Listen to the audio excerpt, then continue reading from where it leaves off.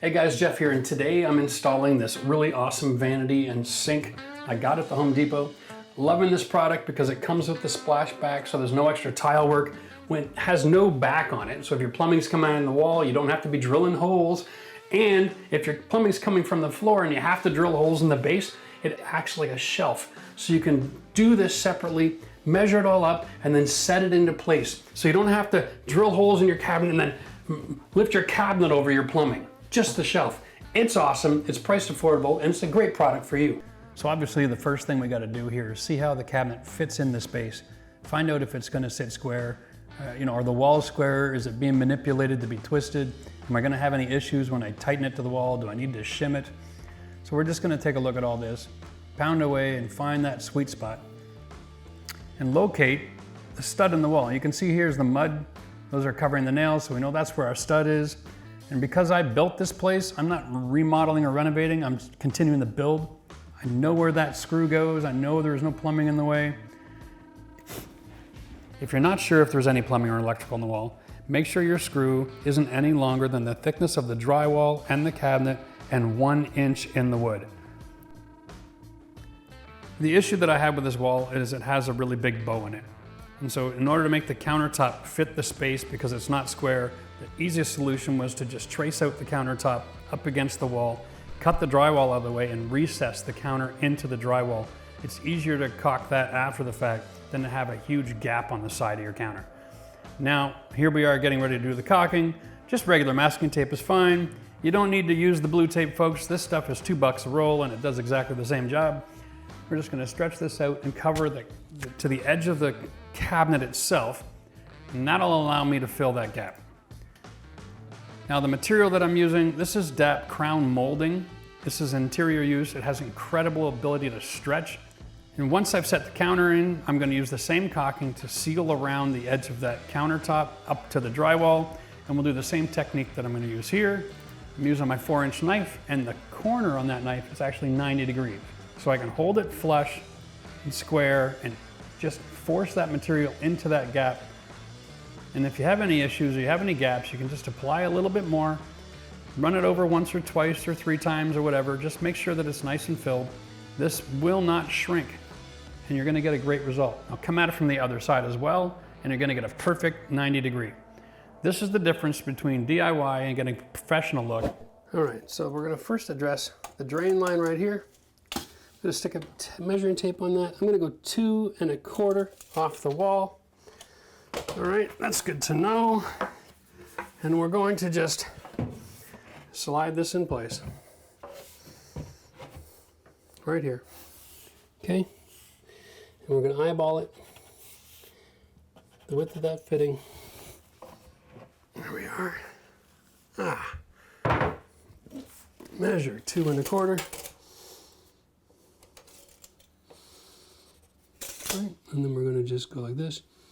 Put a bit of a round in it. All right, there we go. We're gonna cut that out with a jigsaw. Okay, so I've got my trusty $30 jigsaw and my $10 blade.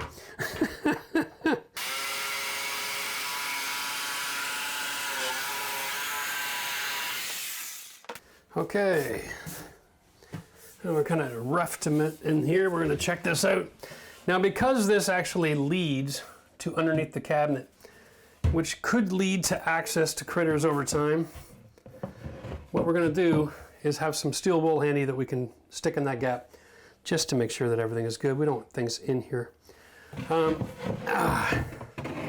Although, now we've got ourselves set up where we've got to deal with our water supply, okay? So first thing here is I've got an option. I can take the handles out and cut a decent size hole. I have an option to then use a split pipe flange, which is something that you tear apart, okay? Or I can just turn off the water, undo these nuts right here, all right, to remove both of these assemblies, drill the hole to size, put on new pipe flange covers over top, and then reinstate the handles. I think I'm gonna go with option A because this is old plumbing. And one thing I've learned about plumbing is over time, if you take old plumbing apart, you can never put it back together again without it leaking. So we're gonna take the handles off, we're gonna disengage, and take the valve out of the body, okay? And that's it. And we're gonna get them split pipe flanges, okay? Let's go do this. I gotta go turn the water off again. So we're gonna take our square pliers, grab that valve body, and we're gonna take these ones here that are reef on this. Once you get it going, it's not that hard, okay? And it might get a little bit of water coming out here. It's not the end of the world. There we are. This is lower than the rest of the water in the house. There's no way around it. There is a gap somewhere back here. It's going to soak through to the ground underneath the house. Okay. Come on, honey. Are we there yet? Ah, there we go. Number 1. Bottom line, anytime you have more than a liter of water, do your best to suck it up. Anything less than a liter, it's just dampness. The house has got no problem absorbing that. Unless you have finished sealing underneath, then it's worth worrying about. Otherwise, I say it's not even an issue. All right, there we go. Keep these outside of that area so we don't lose them. Okay, now this shelf sits against the wall and against this wall here. So we're going to use those 2 measurements to the center of the hole. We're going to go 11 1/8 and then 3 1/2. Okay. And then this one, we're going to assume, yeah, we're going to go 15 1/4. That's nice. Not too much of a wiggle to get that done. 3 1/2. 15 1/4. 3 1/2. All right, we're going to get off the floor. Bring my shelf in.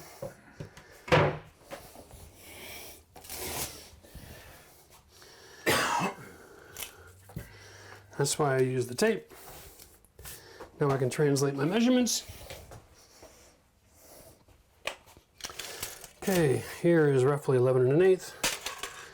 Here's roughly 3 1/2. 11 1/8. 3 1/2. And then we have 15 1/4. Whoop. Yep, that's right. 3 1/2. And now we grab a hole saw kit. Let me show you how I determine what saw to use. Okay, first, I'm going to start with something I think might work, and I'm just going to slide it over top of the valve. Okay, it almost gets by. I mean, the fact is the hole will be larger, just as large as the diameter on the outside, but on the inside, I'm just about over top of this. I think it'll work. But in case your measurements are a little bit off, here's a little bit of mercy. That definitely covers, okay? So, I've got a whole bucket of split pipe flange, split floor and ceiling flanges, okay? 1/2 inch supply lines. All right, a whole bucket full of these. Here's how they work. On the back side, they have a factory relief here. Okay, it's kind of almost cut through. So on the front side, the only thing that's keeping it together is the chrome paint. You bend it and it just breaks clean, okay? We can actually take this and twist it around our pipe, put the cut to the back and make it look perfect. This is genius. And if we cut our hole like this, also much bigger than that fitting, than that hole saw. All right, so give yourself the mercy. You don't need the space. Don't have to cut it tight. Now, we got that. I've got my hole saw. Okay, this is a quality kit. It's worth every dollar you spend on it. It's one of these. I'll put the link to that tool in the video description. If you're a homeowner doing renovation, you don't have a hole saw kit like this, you're missing out, because this here actually will work with 4, 5, 6 inch hole saw bits as well. It's incredibly versatile. Now, let's bring our shelf back into play. I'm going to turn that around the other way so that I'm drilling closer to me. Okay, and all I'm doing is I'm putting this tip on that intersection mark, and I can look through this hole to see where I'm landing, okay? Yeah, now I don't have to be perfect, just want to be close. I'm not pushing, taking it easy here. And then every little bit, go in reverse, cleans the teeth out. Oh, there we go, boom. Okay, this is actually really easy to drill. If this was like an MDF, it for sure would overheat and get all gummy. All right, so depending on the material you're dealing with, it'll depend on how you do that. There we go, that's garbage. And we will knock all of this off out here instead of on the tile. One more note, be careful when you're working with your shelf. You identify the front edge, this will be exposed. All right, so now we've got that cut. We've got water lines drilled out. Okay.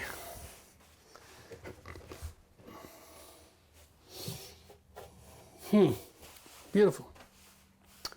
We got split pipe flanges. Let's lift these up. Slide that to the back.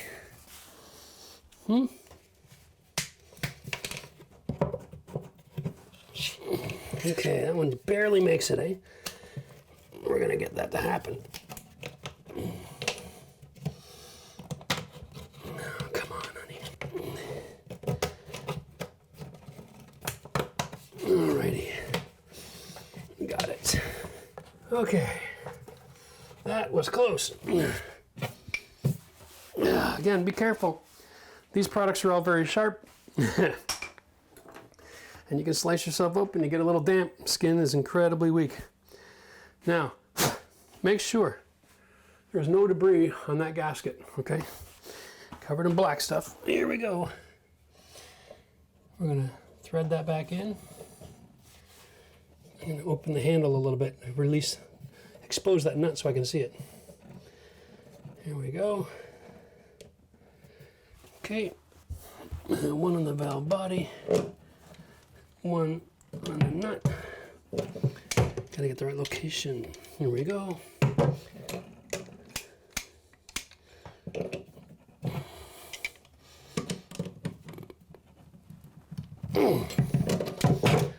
Now we close that valve.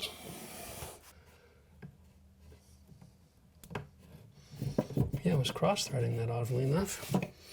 It's good to feel that in advance. It shouldn't be hard to put in. Most of this should be able to do with your fingers. And then just use the wrenches to finish. All right, there we go. And we're gonna replace that valve handle and leave the valve body alone on the toilet in just a minute. And that is money in the bank. All right, guys, so we're gonna attach our faucet and our drain system to our sink. I thought I'd come out here into the kitchen and do that just because it gives us the opportunity to get all the angles in the shots. If I do it in the bathroom in place, you can't see anything, right? So here we go, we got our Moen faucet, okay? It's an odd shaped base. Here's the plate. And if you look at it, it says top front, okay? Make sure you put it in the right way. Otherwise, the water will leak underneath your valve and get into your cabinet. Top front has a ridge. It's just a plastic gasket, but it works really good, okay? And then we set this into the hole right here. Remember, this is a 3-hole. There's only 2 stems. The reason there's a 3-hole is because of the drain system.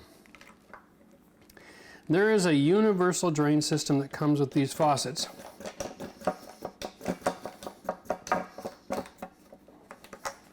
Okay, and it involves the rod that goes through the middle. Okay, there. That's what the 3rd hole is for. And this opens and closes the drain. But you know what Jeff thinks about these? Never, ever use them. As soon as you use that system, now you have a drain pipe that has a rod sticking in it that's going up and down that's catching all of the hair going down the drain. That creates a huge drain clog, a huge hair clog. Your drains will stink. Your water is going to back up. You're going to get nasty rings. Forget all that noise. Throw it out. I don't know why they still sell these things with that stupid rod, okay? We don't need, as consumers, to have a rod to open and close our sink, all right? It's not 4 feet away from the water line where we need assistance. It's like 6 inches. You can just reach in and use a push-close drain. If you need to fill up the basement for whatever reason, you can. Now here, make sure you're somewhat square, okay? Tighten these by hand. And then, once you've got them tightened by hand, set your, like this, on these teeth, and then give them another quarter turn. And that'll keep it from loosening up over time. Here we go. When you do it that way, you're good forever. What you want to do is go buy one of these. This is a Kohler pop-up drain. Okay, also available at the Home Depot. I don't know why Moen doesn't have a pop-up drain, but they sell the Kohler part. That's fine. Comes with a gasket right here that seals off the sink. No putty required. You just stick it in the hole. Throw your little rubber washer on in here. Whoop, upside down. Jeff's doing a DIY demo. Let's remember how to do it. Okay, now this goes right up against the hole. And this is an obnoxious ring. That makes it really easy to put a lot of pressure on that thread to force that rubber into the end. So what you do is you hold the end and you just twist like this until it gets completely sealed. The chrome pieces in the old days used to have a second thread here. Very difficult to get all the threads in opposite directions working. This is a one unibody deal. Okay, and when you get up here, that's it. We get good compression. Remember, it's plastic, hand tighten only. Do not use tools on this. When you do your water test, we're going to run the water, we're going to close the drain, we're going to fill the sink, we're going to let it run again. If it leaks during that, then you can get down there with a tool and give it another 1/8 of a turn or something, but that's usually about all you need. Remember, plastic parts, when they're over tightened, they get shaped into ovals, and that's where they leak. So, hand tight only.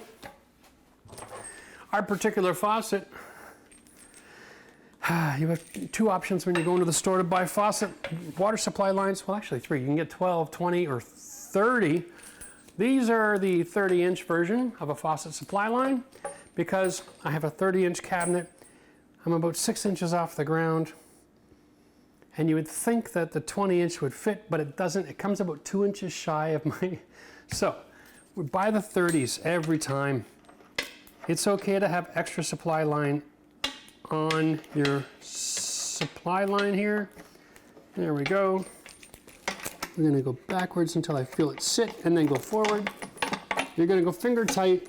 Remember, hang on, let me just show you this. They come with a gasket, okay? The goal here is not to tighten this until you can't tighten it anymore. You're gonna flatten out the gasket to the point where you're never able to tighten it again in the future. So, put it on, finger tight. That means you've engaged the gasket, all right? Adjust your wrench. Give it maybe 1/2 a turn. Okay, we'll start at the top. We're just gonna go to the bottom. Now, I'm using about the same pressure as a 10-year-old here. That's it, okay? Don't go and go and go and go, or there's nothing left for you to ever give it another tighten. Once you've had that gasket compressed for a few years, if you do any maintenance or you change anything, or you get an earthquake and those vibrations loosen something up and you start to get a drip and you want to tighten it up again, there's nothing left to tighten to. All right, so leave a little bit of cushion to tighten it up again in the future. Now we got our water supply lines, we got our drain attached, we got our faucet on. It's time to drop this into place. Now we just lift all of this into place, slide it through the hole.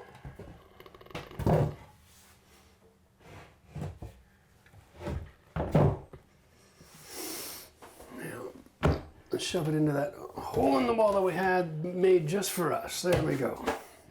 Now here we are with extra water supply. Oh shut up. What in the hell? Well, this is precious. Check this out. Don't know why, but for whatever reason, down here in the United States, your water supplies, you've got two options for shutoff valve size. It's 3/8 or 1/2 inch. This is designed to go from the faucet to a 1/2 inch. I come from Canada. We only have one size water supply, 3/8. We never have to read the package. We just check the length and go. I keep on forgetting that down here you got multiple sizes for everything, even though there's no need for it. Anyway, I'm going to go back to the store and buy 30-inch supply lines that actually fit my plumbing, and I'll be back in about 20 minutes because I love running to the store to solve my problems. Okay, as you can see, the supply lines on both ends have a little rubber gasket deep inside. So the same rule applies. We're going to just install it, hold it up nice and tight, finger tight. If it isn't going finger tight, you're cross-threaded. Be careful of that. You should get a few turns. There we go. You should be able to bring it right up to where it engages the gasket with your fingers. Okay. And you can take your little wrench here and okay, that's good. Again, we're going to do water tests, pressure tests, drain tests, all of this. It's easier to start a little light and get a couple of drips and then make adjustments as you go if you need it, right? Instead of trying to go too hard. If you're putting too much power into that, you can even break the connection right off the water supply line, the whole valve. So take things easy, one step at a time. All right, now while we're at it, let's talk about all this. Here's my P-trap. Because we're dealing with all plastic, I like to set my P-trap up with Teflon tape. Alrighty, same thing. Tension as you go. Okay, here's a little trick right here. Use your thumb, pull it past it, and then you make it around that corner, okay? A couple of turns is usually all you need. You set this up.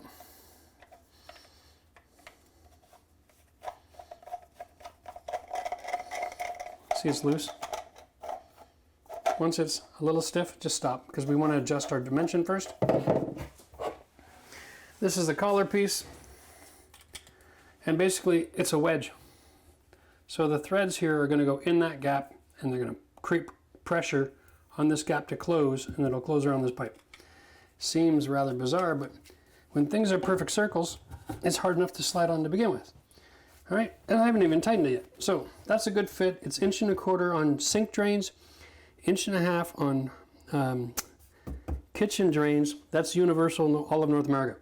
Okay, so make sure you're getting a 1.5 inch pipe to 1.25 inch for the drain. Whether it's plastic or metal, the outside diameter of these are always the same. So there's no guesswork here, all right? Cheers. At least there's no guesswork with the drains. Not like the supply lines. All right. When you're doing plumbing, most people start from the source and work their way back to the pipe, okay? But in this case, first thing I'm doing is checking that the P-trap has enough room. It will be installed this high off the ground. That'll work for me. So what I can do, we're gonna have to suffer a couple of sewer gases for a couple of minutes. Here we go. We're gonna dry fit everything first. Okay, here we go. That comes to here, give or take. So what I'm going to do so I can get a perfect measurement is I'm going to start nice and high because I got all this flexibility. This is my mercy meter here. All right, so I'm going to rough-to-mate this in the right location based on this height. And then I'm going to measure from inside. We're going to go 10 inches. I'm going to come right up to here, okay? Bring the glue fitting down. I got all that mercy. And that'll get me in a position where I can get a perfect measurement for the next part. So we're going to go 10 inches, okay? Now I'm going to use the Sawzall with a metal blade.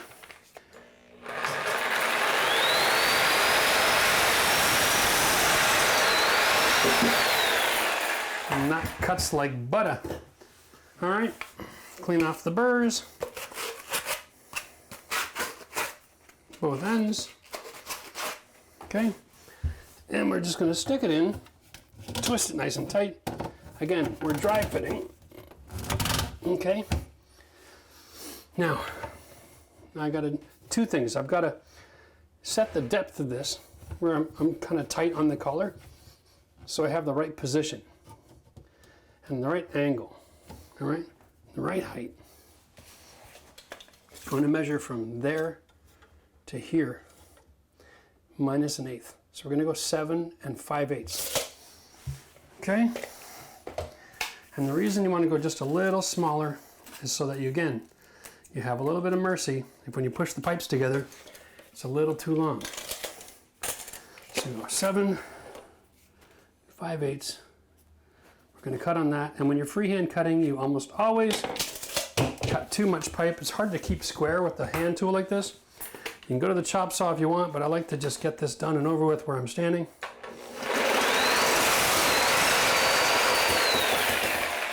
Not bad. That's actually a pretty good cut.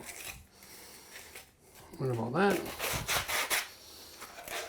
Incredibly important, don't have burrs inside the pipe. They will grab hair. Okay?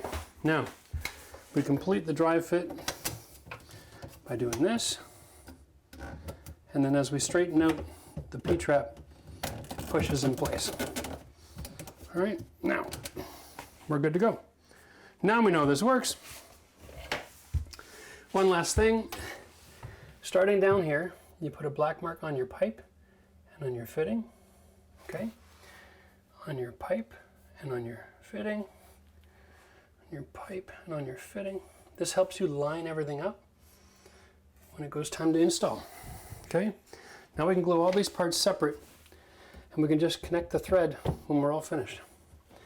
We'll loosen this, loosen this.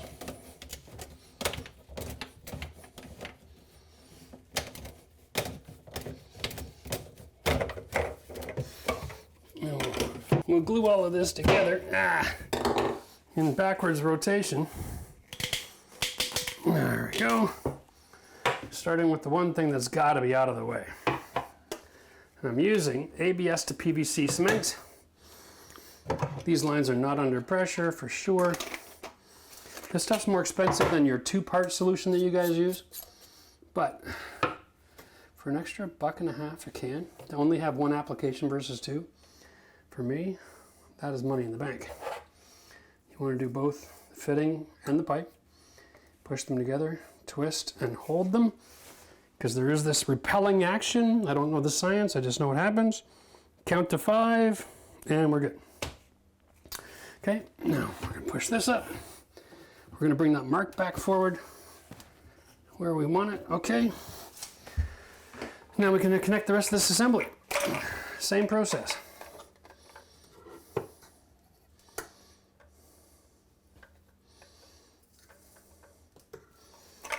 You're lining up your black lines, connect those, hold it.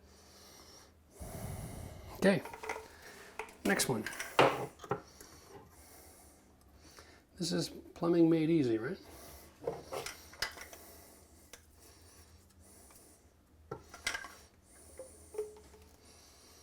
There's my line, hold it. Next. Inspect your Teflon. It's still in great shape. We're going to be just fine. All right. Now we're going to put the bottom part of the P-trap on. We're going to go like this. Put that solvent all the way around. Connect the lines and hold them. Okay. And then where the drain comes out of the counter, that one. And I'm going to do this. Here we go. Put that on. Pull this down. Run that over. Connect those dots. And this is that easy. Now we're just going to lift this up. Tighten these threads together.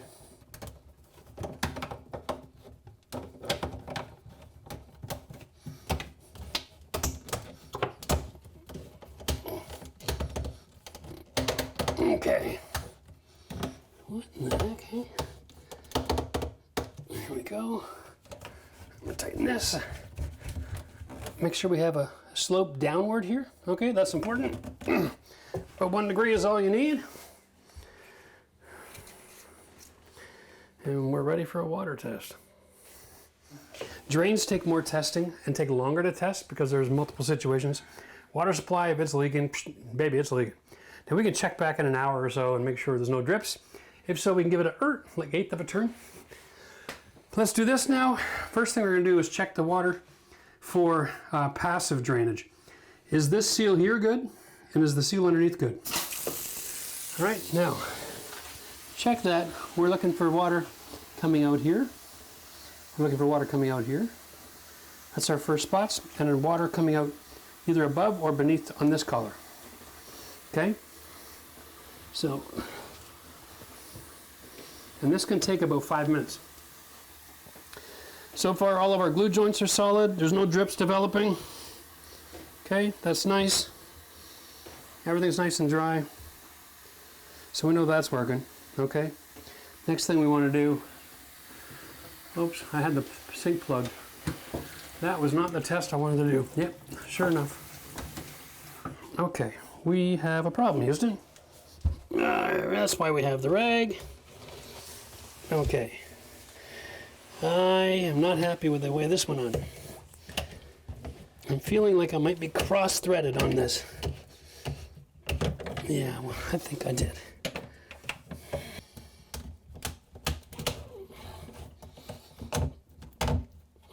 Let's try that. Yep, still leaking.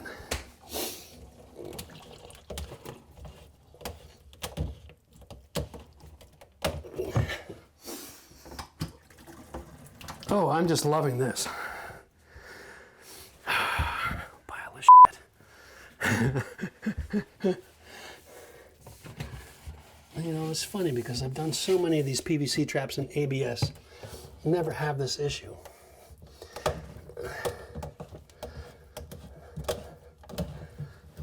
I want to take this off altogether. See what the hell's going on.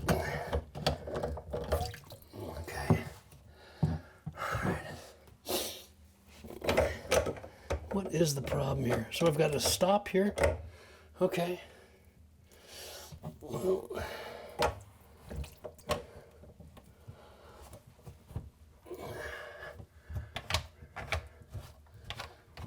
I'm wondering if I got my pipe just too long, so I can't get square.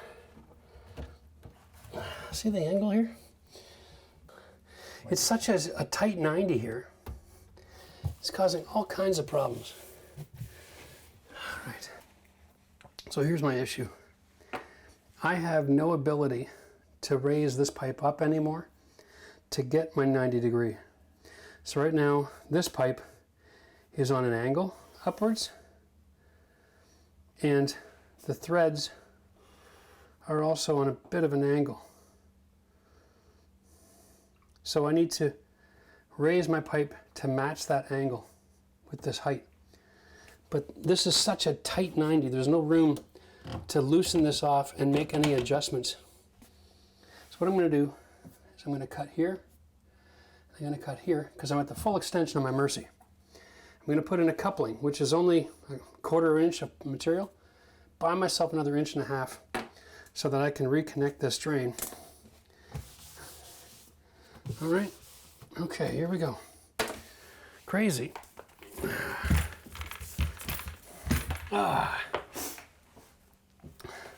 Our P-traps that we have in Canada are not this specific. They give us a lot more mercy. We even have some that are on a roller elbow, so you don't have these issues. Anyway, I'm not going to complain, we're just going to fix it. Oh, even more water. That's just lovely. Let's just soak all that up. There we go. It's okay if water gets in here. You just want to collect it all so your particle board doesn't all swell. All right. Oh, let's just pour this into there. There we go. Let's get rid of, how much Mercy do we have here? Well, bloody well, 3 inches. And I'm short, so let's cut even more. Let's give ourselves some room to work here.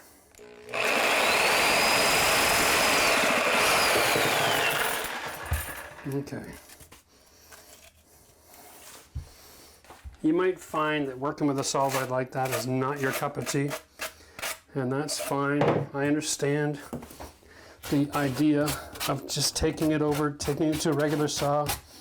I'm sure there are hand tools for cutting pipe as well. But as a DIYer, the last thing I want to do is spend all my money on all the fancy tools, because then you never get anything done that makes you any money. The simpler you can keep your process and your toolkit, the more profitable you're going to be. Okay, now, everything here is flexible, right? Let's bring this down. Let's hold them together for a second or two. Loosen off the collar. Let's get down under here. There we go. Now we got some flexibility going on. Okay, we should have no problem getting this up to position and tightening this on just like God intended. There we go. Okay. Okay, let's get all of our tools out of here. Do the drain test. And we have contact. Fantastic. Now,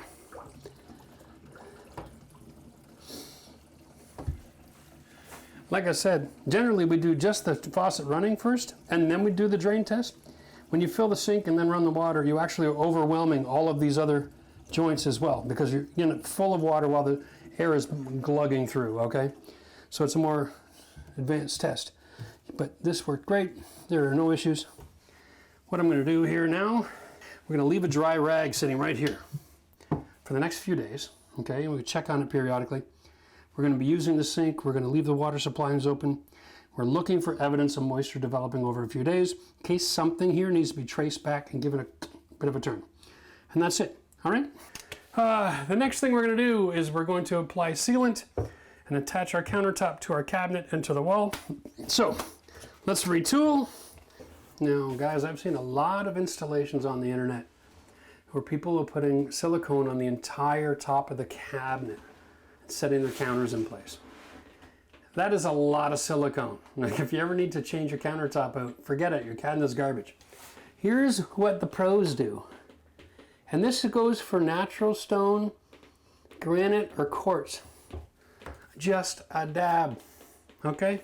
The reason being, we're going to be siliconing the back two walls, and you're going to see that. You're going to cut that with a knife.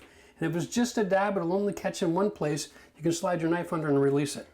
If you're using the silicone everywhere, then all you're doing is creating an environment where trying to replace it is going to destroy the cabinet. We don't need to destroy things when it's not necessary. All right.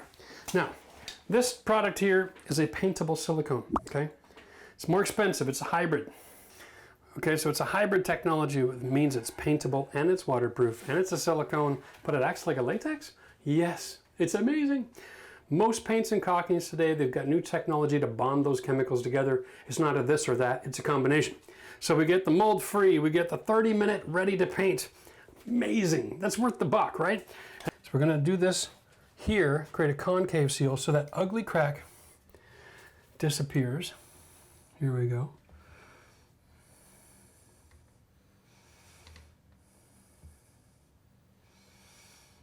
I'm going to put on more material than what I need, but just a touch.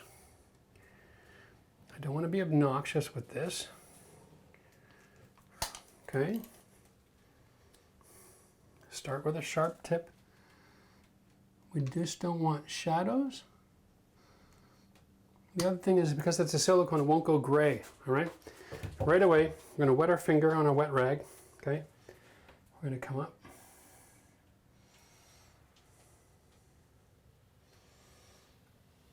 Get a nice edge.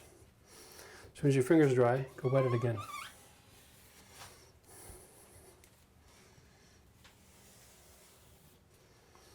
Okay, I'm not happy here. I'm not happy here.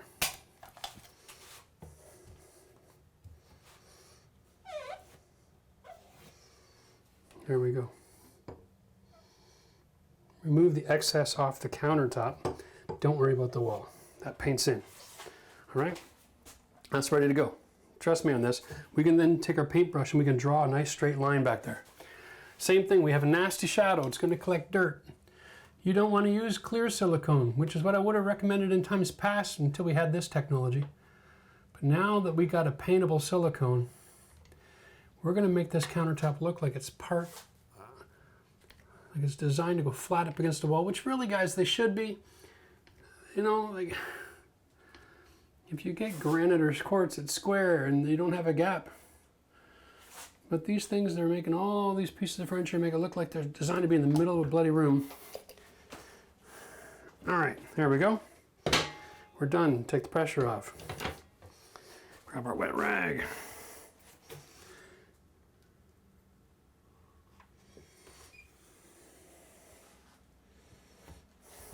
That's the paintable surface.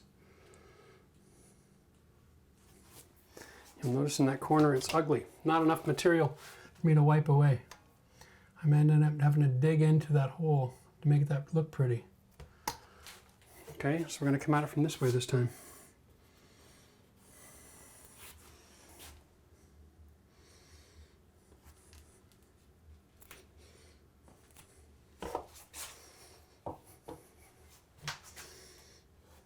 You have only about 5 minutes to play around with this stuff, so if you're not happy, fix it quick.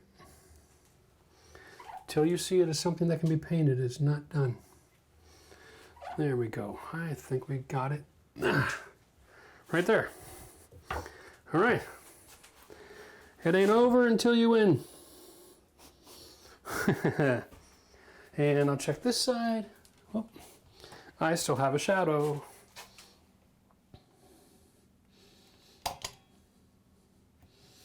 No shadows allowed. That's the rule in finishing.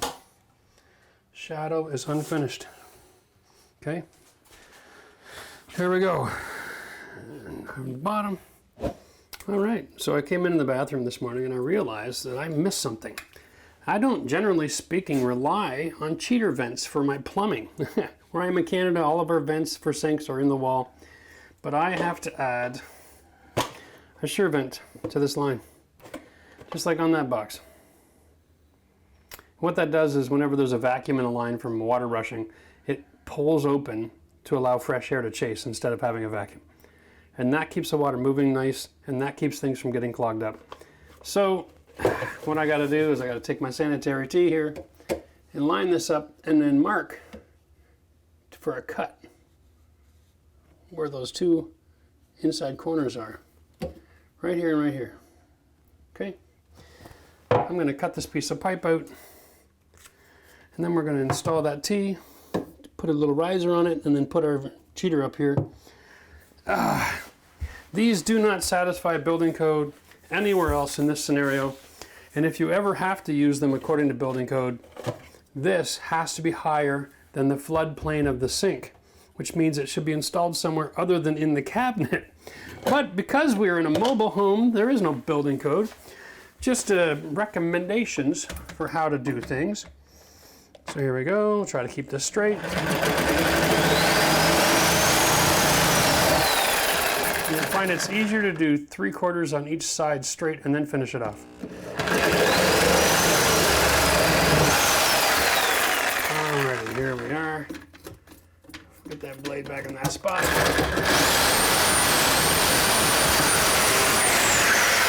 There we go. Now we're gonna loosen up this a little bit so we can turn. Loosen up this, here we go. Okay. Clean off the burrs. Because this reciprocator makes a real mess. Okay, now we'll just take out our glue. This is the sanitary tee, so you want to have the entering air chasing the water. If you put it this way, because water goes around the pipe in a circle, it'll get all clogged up in here, and you'll end up losing a lot of your ability for the water to drain nice. Okay, so let's hit this in the right direction. With the pipe and the fitting. Okay, let's get this right out of the way. And we'll put that pointing up. Hold it for a few seconds while I glue the next pieces. And I use the word glue. I know it's a solvent. I know. You don't have to correct me in the comments. Here we go. Hold that one together.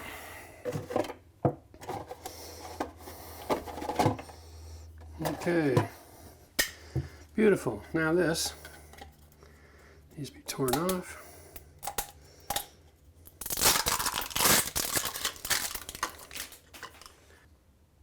Fits 1.5 or 2 inch.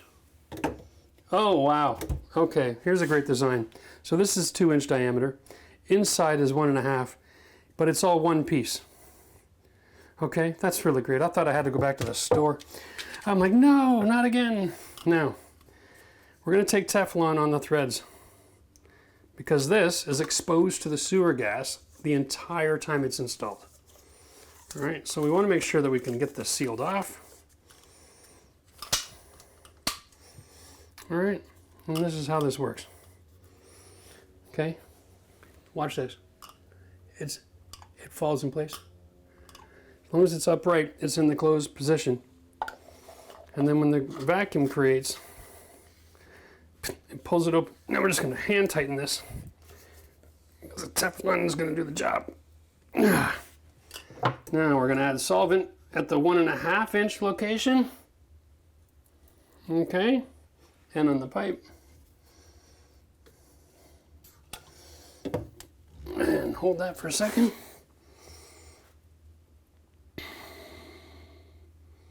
Okay, and now we're going to add solvent to the other half of the fitting, to this pipe, and we will roll this in position.